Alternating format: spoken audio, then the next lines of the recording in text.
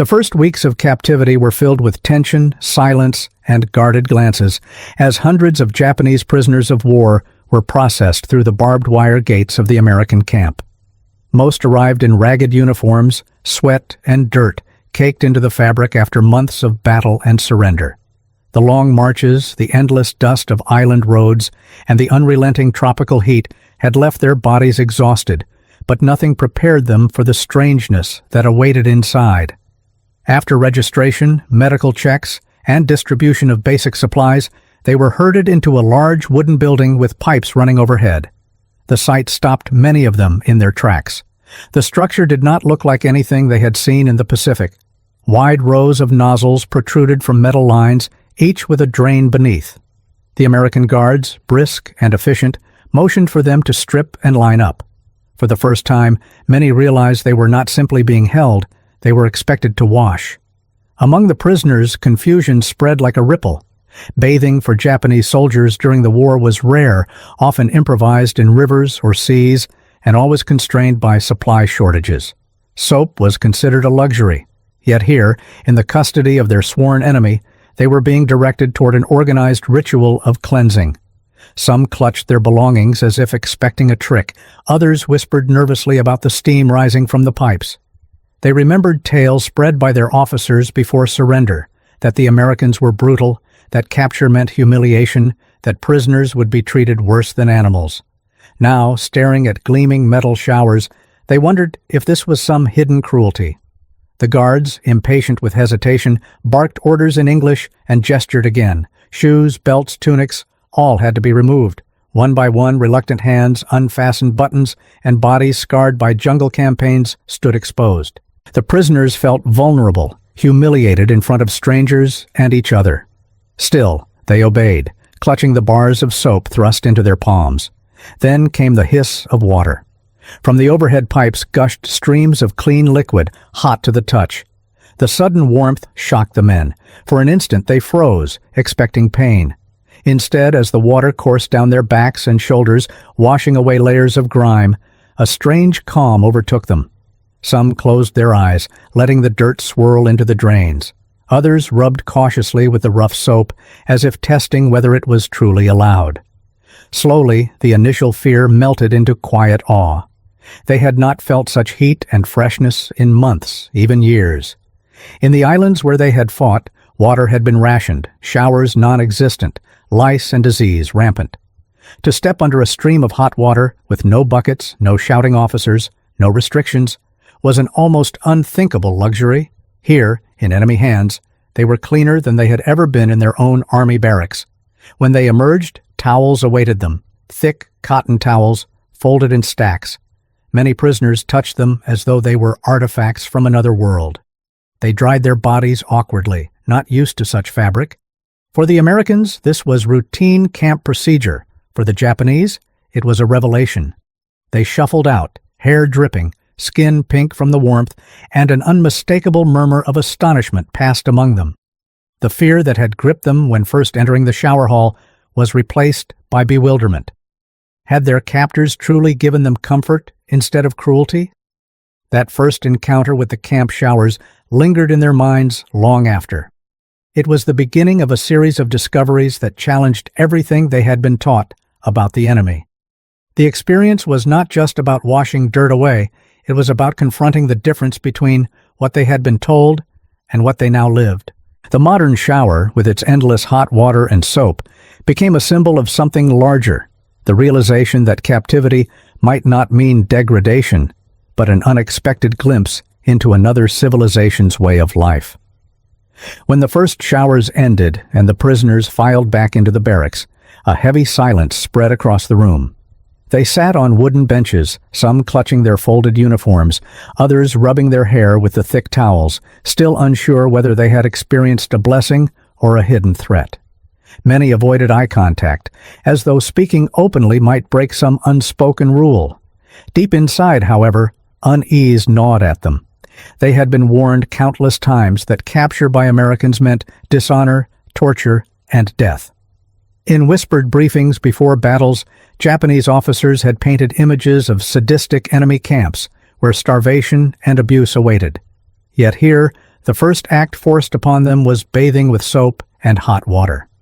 To many, it seemed suspicious, too kind, too civilized. One prisoner, a former naval mechanic from Yokosuka, recalled how Allied propaganda leaflets had depicted smiling prisoners of war receiving food and rest. He had always dismissed those papers as lies, designed to weaken Japanese morale. Now, standing clean for the first time in months, he remembered those illustrations with a chill. Could it be that some of them were true?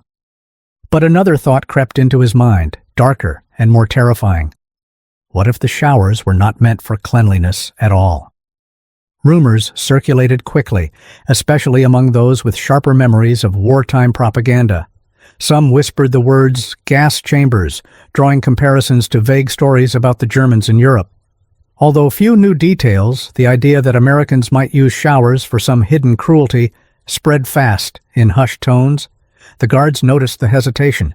They watched groups of prisoners pause at the doorways, their faces clouded with mistrust. Orders were repeated, and translators explained in broken Japanese that bathing was simply mandatory hygiene. But suspicion did not vanish easily. For men trained to believe surrender was a fate worse than death, any act of comfort carried the taste of deception. They wondered if the soap they were given was poisoned, if the warmth of the water concealed something sinister. Some even refused to wash thoroughly, merely wetting their arms and backs before stepping away. The cultural clash made the moment more jarring. In Japan, bathing had deep cultural roots, tied to ritual purification in hot springs and shared communal baths. But war had stripped away that tradition, leaving soldiers unwashed for weeks, crawling with lice, fighting constant infections. The camp showers, in contrast, were industrial in design, rows of steel pipes and drains, efficient, without privacy, operated like clockwork. To the Americans, this was practical hygiene, nothing more. To the Japanese, it felt alien, mechanical, almost dehumanizing.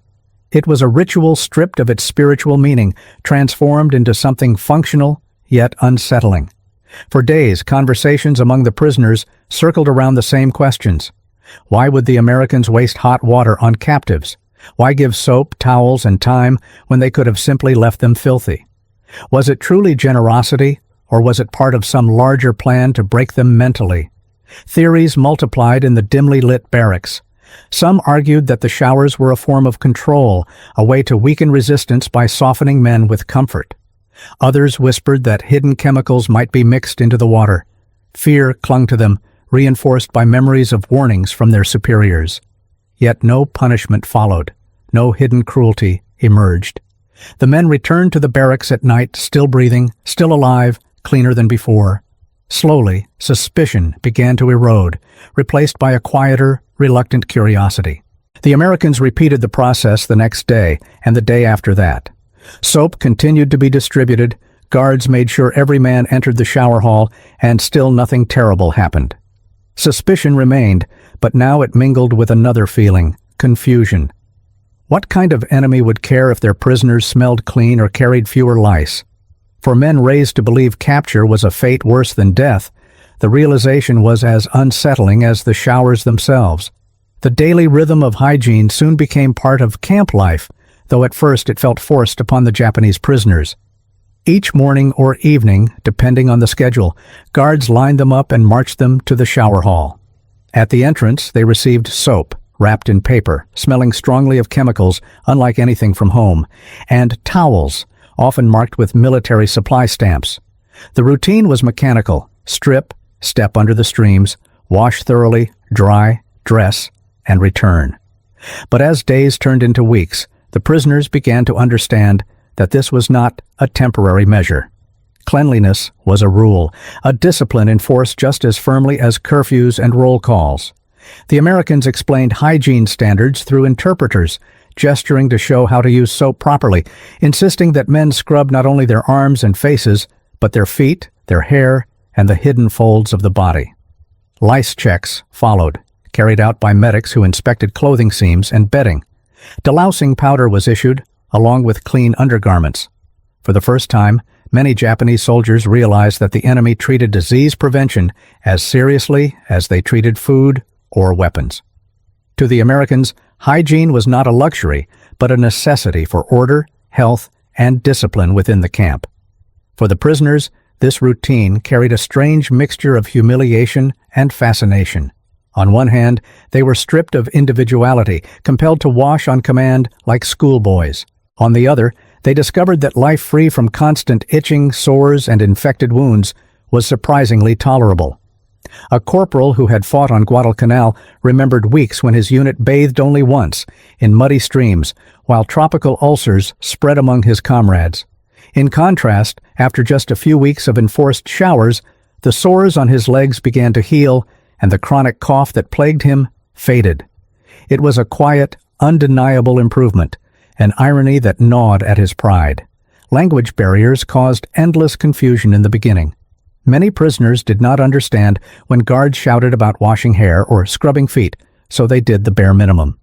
When they tried to skip steps, they were forced back under the streams, watched impatiently until the soap lathered properly. Some resented the interference, muttering that it was degrading. Yet, even in their resistance, they could not deny the results. Their uniforms, laundered regularly by camp procedures, no longer carried the foul stench of rotting cloth. Blankets smelled faintly of detergent instead of sweat and mildew. The barracks, once suffocating with the odor of unwashed bodies, grew more tolerable, even for those who never admitted it aloud. Gradually, the sense of suspicion gave way to habit.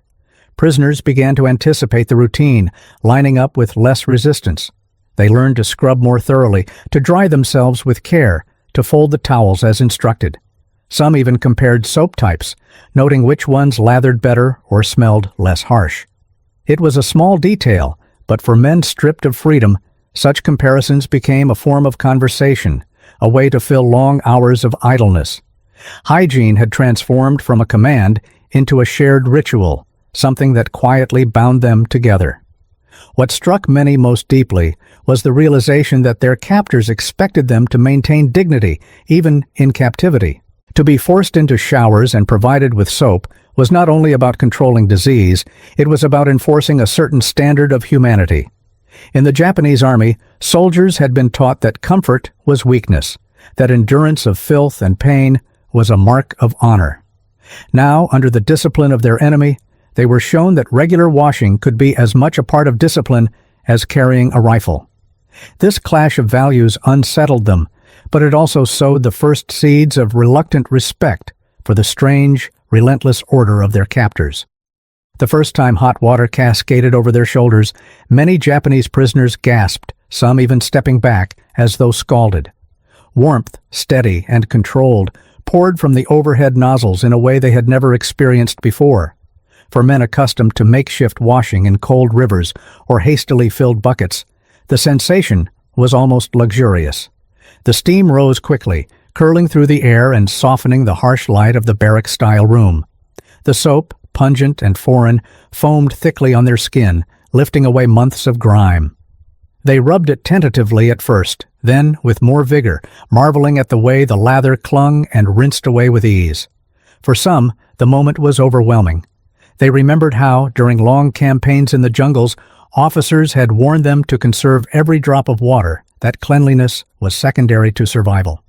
On remote islands, baths were rare. Soldiers wiped themselves with rags, their skin perpetually sticky with sweat, salt, and dust. The few occasions when hot water could be heated in cans or drums were considered rare blessings, shared among dozens of men. Here, however, each prisoner stood under his own stream of warmth, as though such luxury were endless. It was not simply bathing, it was immersion in another world. The towels provided afterward deepened the shock. Thick and absorbent, they were unlike the thin cloth soldiers had once used in Japanese barracks, where men often had to share rags. Prisoners pressed the towels to their faces, inhaling the faint chemical scent of detergent. Their skin felt renewed, pores open, the sticky film of the tropics finally washed away. It was more than physical relief. It stirred emotions they had long suppressed. Some recalled family baths back home, memories of mothers drawing hot water in tubs before the war consumed their lives. Others thought of public bathhouses, now distant echoes of a civilian past. The camp showers reawakened those sensations, but now framed by the strangeness of captivity. The Americans treated the routine without sentiment, issuing soap and towels with the same blunt efficiency as rations. For them, it was procedure, disease prevention, morale management, order. Yet to the prisoners, it became a quiet revelation. The irony was bitter. They had expected cruelty, yet here they encountered comfort beyond what they had known even among their own forces. Some felt shame, believing such indulgence weakened them. Others embraced it silently, grateful for a moment that allowed their aching bodies to feel human again. Over time, the showers reshaped their daily existence. Instead of scratching at lice or ignoring festering sores, they learned that hot water soothed pain and sped healing. Their hair, once greasy and matted, grew soft and easier to comb. The smell of sweat that had clung to their uniforms diminished, replaced by the faint sharpness of disinfectant soap. Even the barracks air became lighter, less suffocating, as regular bathing reduced the odors of so many bodies living in confinement. Prisoners began to notice these changes with astonishment, quietly acknowledging that they were healthier than they had been during combat. The paradox gnawed at their minds. How could the enemy, whom they had been taught to despise, provide them with care that their own army had denied? The showers were not just about cleanliness. They were proof of a system so organized, so abundant in resources, that it could extend comfort even to captives. Standing under the streams of hot water, they could not help but feel both envy and unease. It was a reminder of how different this world was from the one they had left behind, and how far Japan lagged behind in offering such basic dignity to its own soldiers. At night, when the barracks dimmed and the long rows of prisoners lay on their cots, the conversations often drifted back to comparisons with their former lives in the Imperial Army. The subject was not weapons, not battles, but the strange discovery of hygiene. Men who had marched across Burma, who had fought in the jungles of the Philippines, now whispered about soap, towels, and the shock of hot water. It was not the sort of topic soldiers had ever considered honorable, but the contrast was too striking to ignore. In the Japanese military, bathing had been a rare event, carried out when circumstances allowed. Officers spoke of endurance, of ignoring the body's discomfort, of embracing filth as a sign of toughness. Soldiers often went weeks without washing, their skin layered with grime, their uniforms stiff with salt from dried sweat. Lice and fleas infested clothing seams. Tropical ulcers spread, untreated. The stench of unwashed bodies clung to every march, every camp, every night in the field.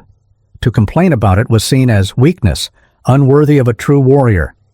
Yet, in these American camps, cleanliness was enforced, as though it were a law equal to discipline itself. One prisoner, a former sergeant, recalled aloud how his unit on New Guinea had shared a single rusty basin of water for 30 men. They had rinsed their faces and hands, but there had been no question of real bathing. He compared it bitterly to the endless streams of hot water in captivity. Another man muttered that back in Manchuria, his regiment had suffered frostbite, not only from cold, but from wearing the same unwashed socks for months. Disease had crippled entire units more effectively than bullets. Now, here in America, every man scrubbed his feet daily, and medics checked for infection as if they were valued patients. The irony was so sharp that it stung. This recognition spread quietly through the camp. Even those who clung to pride could not deny that their bodies were improving. Rashes faded, lice disappeared, sores healed. Stomachs that had once twisted from parasites now settled with regular washing and cleaner clothes. Prisoners began to connect these improvements with the routines they had once resisted. For the first time, they understood that hygiene was not softness, it was strength, a weapon against disease more powerful than stubborn endurance. The reflections were not only physical, but cultural. Many remembered the deep traditions of communal baths in Japan, onsen in the mountains, wooden tubs in village homes. Bathing had once been part of life, tied to family and ritual. War had stripped it away, reducing men to creatures surviving in dirt. Now, in captivity, the enemy had returned to them what their own army had denied. The paradox unsettled them. Some spoke of it with longing, remembering their mothers heating kettles in the evenings. Others fell silent, ashamed that it was not Japan, but America, that had restored this dignity. The guards did not understand the depth of this shock. For them, hygiene was practical, tied to regulations and public health. They issued orders without sentiment, never imagining that the routine showers carried such profound meaning for the prisoners. But within the wire fences, men lay awake, staring at the rafters, realizing that the very structure of military life they had known was flawed. It was not strength to endure filth. It was not honor to ignore disease. They began to wonder, if America cared this much for the health of captives, how much more must it care for its own soldiers? The thought was uncomfortable, yet impossible to silence. Weeks stretched into months, and the hygiene routine that once felt alien began to carve deep grooves into the rhythm of captivity. Every man knew the order of the day: wake up, roll call, meals, and at scheduled intervals, the march to the shower hall. What had once been met with suspicion now became an almost unspoken expectation. The guards no longer needed to bark as loudly, and the prisoners no longer shuffled with such reluctance. They moved in steady lines, soap tucked into their palms, towels draped across their shoulders, as though it had always been this way. The transformation was not merely physical, but mental. The Japanese soldiers, stripped of their weapons and their cause, had regained something unexpected, a fragment of dignity. Their uniforms, laundered regularly, no longer carried the stench of decay. Their bodies, washed and examined, were free of lice and festering wounds. Even the mirror-like reflections in small puddles after rain revealed healthier faces, cheeks less gaunt, skin less scarred by sores. It was an improvement that none could deny, even if they never admitted it aloud. Cleanliness began to symbolize more than survival. It became proof that they had not been entirely reduced to shadows of men. The effects rippled through the barracks. Coughing diminished. The relentless scratching of lice-ridden scalps disappeared. Blankets smelled faintly of soap rather than mold. Guards remarked, sometimes with a smirk, that the Japanese prisoners looked more orderly than when they had first arrived. Some prisoners, embarrassed by this observation, still resisted internally, clinging to the belief that such routines were meant to soften them. Yet the truth was plain. They felt stronger. Their wounds healed faster, their sleep deepened, and their energy, though still bound by captivity, grew steadier.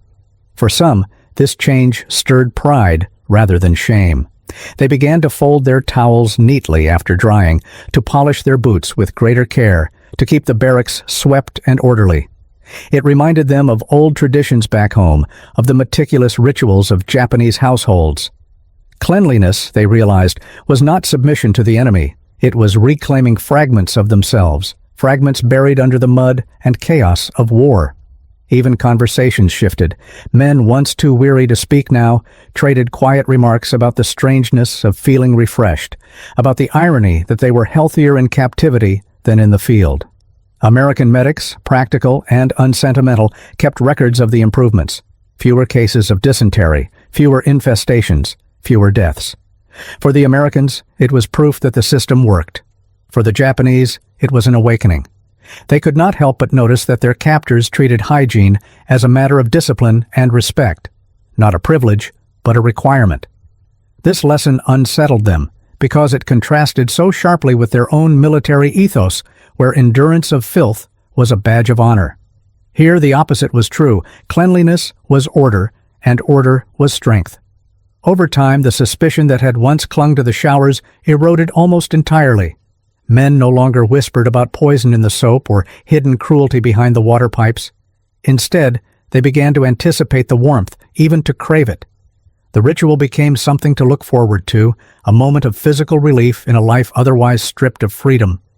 Some prisoners lingered under the streams longer than allowed, closing their eyes and letting the water cascade over them, as if washing away not only dirt, but memories of defeat. In the quiet of those routines, many discovered that hygiene was more than a rule enforced by guards. It was a restoration of dignity, a way to feel human again, even within the barbed wire. It was a subtle, undeniable transformation, one that changed not only their bodies, but their very sense of what it meant to endure. By the time autumn winds swept across the camp and the days shortened, the conversations among the prisoners had shifted. No longer whispered debates about hidden poison or disguised cruelty, the talk now revolved around a different kind of astonishment. The realization that these daily rituals of soap, hot water, and towels were not accidents of captivity, but symbols of something larger. In the dim barracks, where men sat cross-legged on their bunks, they began to tell each other stories of their first encounters with the showers, laughing awkwardly at their own fear and marveling at how soldiers. Others, however, felt something different, a reluctant respect. They began to view the showers not merely as hygiene, but as a window into the vast resources, the industrial might, and the different philosophy of their captors. In hushed tones, a few even admitted that the experience had changed how they imagined the world beyond the wire. Thus, the showers, once feared as instruments of cruelty, became centers of revelation. They were no longer only about soap and water. They were about the stark contrast between two worlds and the realization that their enemy's power rested not only in weapons, but in systems of life so advanced that even prisoners of war were swept into their discipline. Years later, when many of the Japanese prisoners returned home after the war's end, the memory of captivity remained complex, marked by shame, relief, and confusion. Yet among the countless impressions carved into their minds, one image persisted with startling clarity: the showers. Men who had fought on distant islands, who had seen comrades fall in jungle ambushes and naval bombardments, remembered above all the sensation of hot water pouring from pipes, the soap foaming in their hands, the enforced rhythm of cleanliness that had first unsettled and then transformed them. Some former prisoners spoke of it to their families, awkwardly describing how the Americans had insisted on daily hygiene. Their wives and mothers listened in disbelief. How could an enemy provide such care? Others remained silent, reluctant to admit that captivity had offered comforts greater than those their own army had granted. Yet, in private, many acknowledged that the hygiene standards of the camps had altered their perception of the world. The memory of endless hot water stood as proof of a civilization different from their own, modern, abundant, and organized in ways that Japan, despite its discipline and tradition, could not match during the war years. The recollection was not sentimental. For the prisoners, showers had been strange, humiliating, even frightening at first. But time reshaped those feelings. As disease subsided, as wounds healed, as lice vanished, the association grew stronger. Cleanliness, routine it had all become. One prisoner, once a stern infantry officer, confessed that when he first stepped into the steaming chamber he thought it was a trick designed to kill them. The others chuckled at the memory, shaking their heads, though many admitted they had felt the same unease.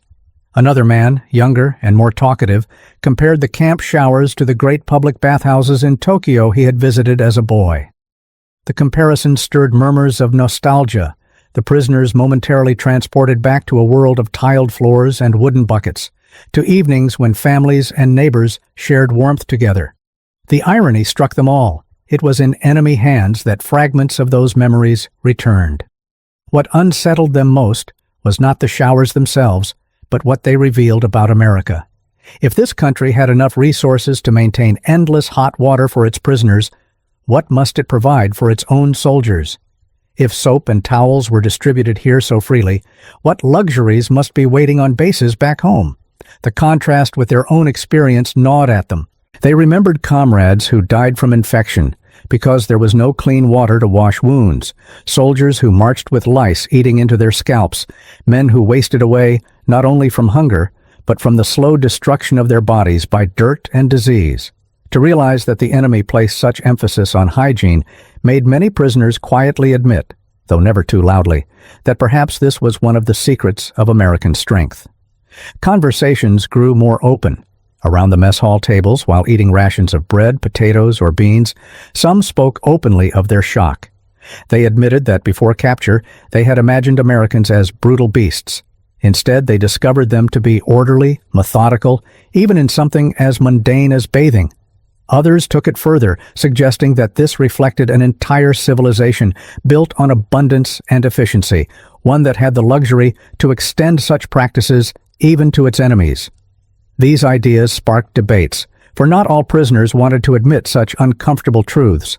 Pride still lingered, and many bristled at the suggestion that America was superior. Yet the evidence of their own clean skin, their healed sores, their improved health was undeniable. For some, the realization turned bitter.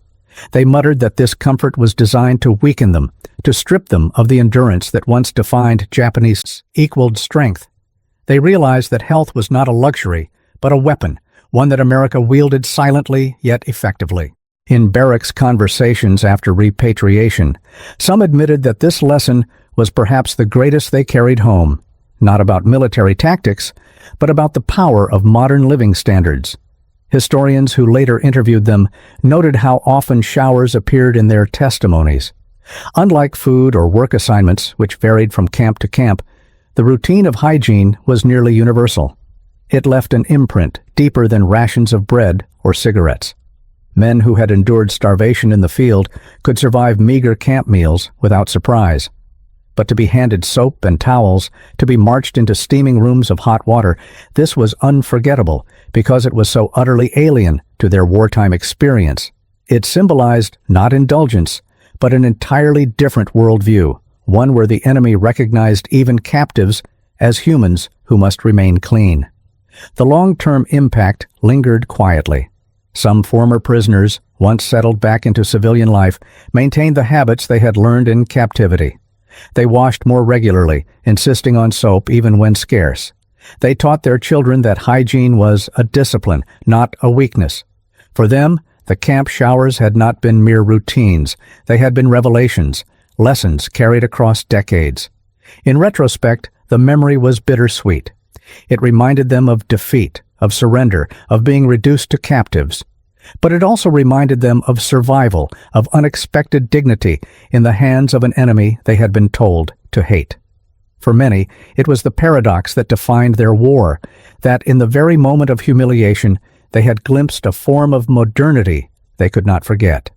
The showers were not simply about water and soap. They were about discovering that cleanliness, order, and care, even in captivity, could alter the very way a man understood his place in the world.